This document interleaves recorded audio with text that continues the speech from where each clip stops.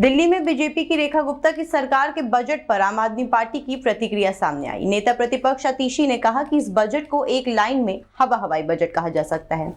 इस 1 लाख करोड़ के तथाकथित बजट का आर्थिक विश्लेषण में कोई आधार ही नहीं है। इसे देखकर पता चल गया कि बीजेपी ने इकोनॉमिक सर्वे सदन पटल पर क्यों नहीं रखा।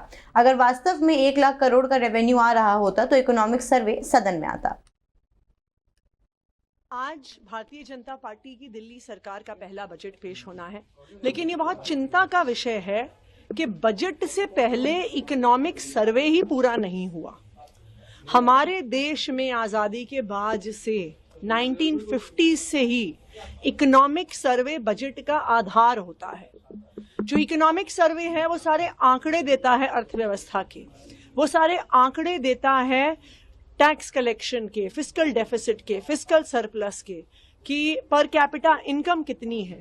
तो जो एक इकोनॉमिक एनालिसिस और इकोनॉमिक डेटा होता है, जो बजट का आधार बनता है, वो इकोनॉमिक सर्वे से आता है।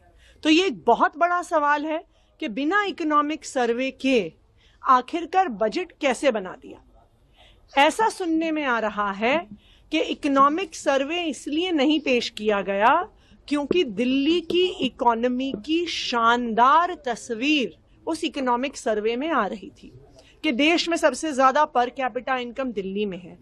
टैक्स कलेक्शन की बढ़ोतरी पिछले 10 साल में अगर सबसे ज्यादा देश में हुई है तो वो दिल्ली में हुई है। अगर देश की इकलौती फिस्कल सरप्लस में चलने वाली सरकार है वो दिल्ली की सरकार है। क्योंकि आम आदमी पार्टी की अरविंद केजरीवाल जी की 10 साल की सरकार से दिल्ली की अर्थव्यवस्था में बहुत शानदार ग्रोथ हुआ है, बहुत शानदार विकास हुआ है। इस वजह से